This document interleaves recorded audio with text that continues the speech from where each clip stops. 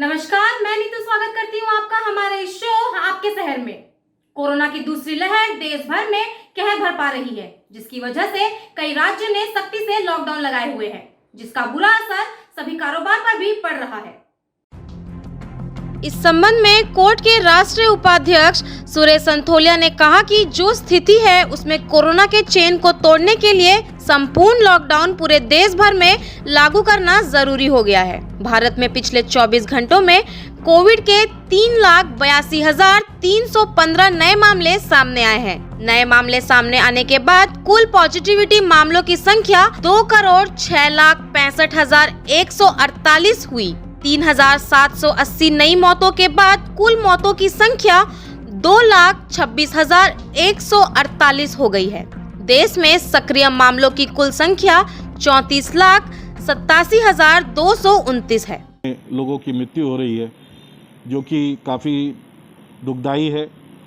सरकार को कहीं ना कहीं और सोचना होगा कि संपूर्ण लॉकडाउन की और यदि संपूर्ण लॉकडाउन 15 दिन का लगाया जाता है तो हम लोग कोरोना की चेन को ब्रेक कर पाएंगे। चाहे आप दिल्ली का बात करें, चाहे हम यूपी की बात करें, चाहे राजस्थान की बात करें, हम लोग का बगल में आ जाए उड़ीसा कल से आज से लॉकडाउन चालू कर दिया है। बिहार की बात करें तो वहाँ भी लॉकडाउन का घोषणा कर दिया मुख्यमंत्री ने। छत्तीसगढ़ लॉकडाउन को एक्सटेंड कर दिया है। महाराष्ट्र की बात करें तो वहाँ स्थिति बस से बदतर है। अपने झारखंड में स्थिति हम लोग लॉकडाउन लगातार दूसरी बार बढ़ा रहे हैं। अब हमको उम्मीद है कि तीसरी बार भी लॉकडाउन बढ़ेगा। जमशेदपुर से हमारे संवाददाता रघुवंश मणि सिंह की रिपोर्ट, CFI समाचार। मैं सभी लोगों से फिर यही अर्ज करना चाहता हूं कि आप सभी लोग डिस्टेंस का पालन करें और मास्क को जरूर पहने। मैं मौलाना Ansar Khan, Jamshedpur, Jharkhand. I would really like to congratulate and welcome Communicative Foundation of India in Jamshedpur. I've come to know that they are starting from 1st of May, and I look forward to positive and genuine news once again. Welcome CFI. They will be launching their organization here from 1st of May, and I hope and wish best success to them in their endeavor. पश्चिम बंगाल में विधानसभा चुनाव के बाद भाजपा नेता और कार्यकर्ता अपने अपने घरों में ही धरना देकर विरोध प्रदर्शन कर रहे हैं। पश्चिम बंगाल में विधानसभा चुनाव के बाद जो हिंसक घटनाएं भारतीय जनता पार्टी के कार्यकर्ता और समर्थकों के साथ हो रही है, उसके विरोध में भाजपा नेता और कार्यकर्ता अपने अपने घरों में ही धरना देकर विरोध प्रदर्शन कर रहे हैं।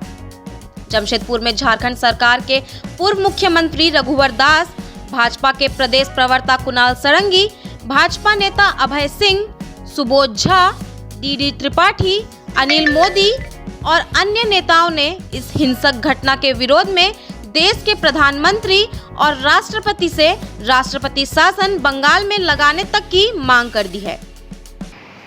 भारतीय जनता पार्टी के द्वारा पश्चिम बंगाल में चुनाव के बाद जो भारतीय जनता पार्टी के कार्यकर्ताओं और वहाँ की जनता के साथ जो हिंसक घटनाएं हो रही है, उसके विरोध में आज प्रदर्शन की जा रही, धरना दी जा रही है। पश्चिम बंगाल में चुनाव के बाद जो 2 दिन हिंसक घटनाएं हुई है, वो हमें उद्वेलित कर रही है। पश्चिम बंगाल में चुनाव के पहले भी आगजनी, हिंसा, बमबाजी, चुनाव के दरमियान भी हिंसा और चुनाव के दरमियान भी हिंसा। ये पश्चिम बंगाल के जो लोकतंत्र की बात करने वाली TMC की नेत्री सुश्री ममता बनर्जी, लोकतंत्र का हत्या इन्होंने करने का काम किया।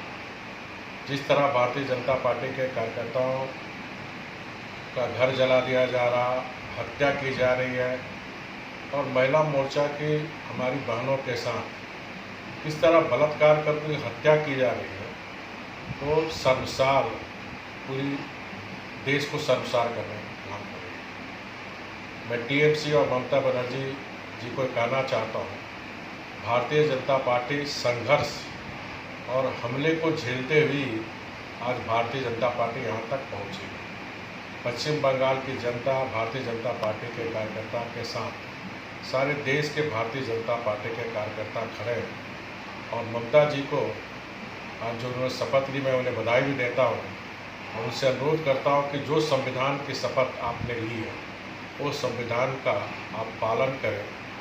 और सरकार की, कोई भी सरकार की पहली जिम्मेदारी होती है कि आम जनता की जान माल की सुरक्षा करें। लेकिन जिस तरह से चुनाव के परिणाम आने के बाद हमारे कार्यकर्ताओं की हत्या, महिला कार्यकर्ताओं के साथ बलात्कार, दुर्व्यवहार, आगजनी की घटनाएं खुले तौर पर तृणमूल कांग्रेस के सरकार के संरक्षण में बंगाल में हो रही है, ये आने वाले दिनों के लिए शुभ संकेत नहीं कहा जा सकता है। जिस जनादेश के आधार पर राज्य के मुख्यमंत्री को कोविड-19 की लड़ाई को बढ़ाना चाहिए, केंद्र सरकार के साथ समन्वय स्थापित करके एक बेहतर बंगाल बनाने की दिशा में प्रयास करना चाहिए, उस जगह पर सीधे तौर पर राजनीतिक विद्वेष के साथ अपने गुंडे तत्वों को खुली छूट देकर राजनीतिक हत्याएं करवाना, बलात्कार करवाना जैसी जो घटनाएं बंगाल में माननीय मुख्यमंत्री ममता बनर्जी जी के संरक्षण में हो रही है, ये भारतीय इतिहास में एक काला इतिहास इसे माना जाएगा। और आज चूंकि उसका शपथ ग्रहण है उस सरकार का, भारतीय जनता पार्टी मुख्यमंत्री महोदया से मांग करती है कि जो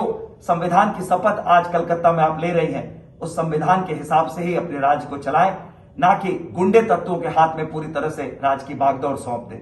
अगर ये परंपरा बन गई तो आने वाले दिनों में राजनीतिक पार्टियों के हिसाब से अगर लोकतंत्र को हाईजैक करने की कोशिश की गई, राजनीतिक विद्वेष के चलते अगर सरकारें काम करने लगी, तो अन्य राज्यों में भी जो तृणमूल कांग्रेस के संरक्षक हैं, जो कार्यकर्ता हैं, जो नेता हैं, उनका विरोध भी हो सकता है। और आज बंगाल में ममता बनर्जी के विरोध में आज जमशेदपुर महानगर के भारतीय जनता पार्टी के कार्यकर्ता धरना प्रदर्शन अपने घरों में कर रहे हैं।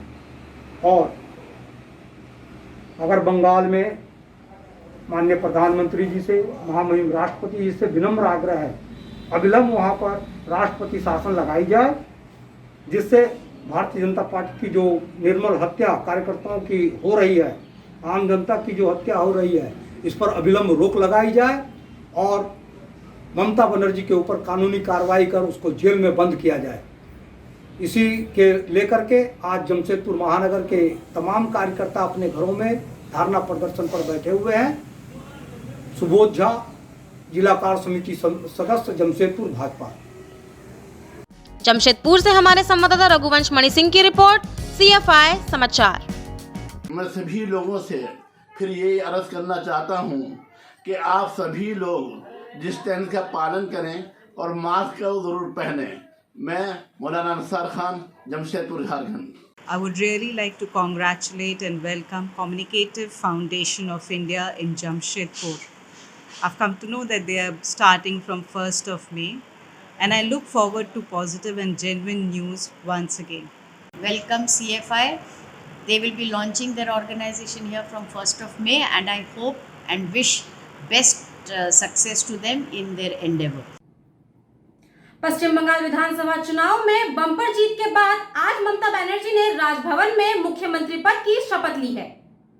लगातार तीसरी बार है जब ममता बंगाल की सत्ता पर काबिज हुई है। कोरोना के संकट को देखते हुए शपथ ग्रहण समारोह को छोटा ही रखा गया है। फिलहाल विधायकों की शपथ नहीं होगी। कोरोना के कारण शपथ ग्रहण समारोह को बड़े स्तर पर भले ही आयोजित नहीं किया गया है, लेकिन इसमें कुछ विशेष लोगों को न्योता जरूर भेजा गया है। जिन लोगों को आमंत्रित किया गया है उनमें भारतीय जनता पार्टी के प्रदेश अध्यक्ष दिलीप घोष, बंगाल के पूर्व मुख्यमंत्री बुद्धदेव भट्टाचार्य, BCCI अध्यक्ष सौरव गांगुली और बंगाल चुनाव में TMC के रणनीतिकार रहे प्रशांत किशोर समेत कुछ अन्य लोग शामिल हैं। हालांकि ये चुनाव बंगाल बीजेपी प्रदेश अध्यक्ष घोष ने इस शपथ ग्रहण का बहिष्कार किया है। दूसरी ही तरफ शपथ ग्रहण के कुछ समय पहले ममता बनर्जी ने अपने बयान देकर बोले थे कि वो शपथ ग्रहण के बाद इस मुद्दे से निपटेंगी। हालांकि उन्होंने भाजपा पर आरोप लगाया है कि पार्टी राज्य में राष्ट्रपति शासन चाहती है। ममता ने दावा किया है कि विधानसभा चुनाव के बाद भाजपा सांप्रदायिक हिंसा को बढ़ावा दे रही है। तो दीदी अपने पद पर आने के बाद बीजेपी के साथ फिर से अपने दम दिखाएंगी क्या? और क्या उनका यह बयान बीजेपी के ऊपर भारी पड़ेगा, या फिर दीदी बीजेपी को मात देने के लिए और कौन से नए नए पैंतरे अपनाएंगी? ब्यूरो रिपोर्ट, CFI समाचार।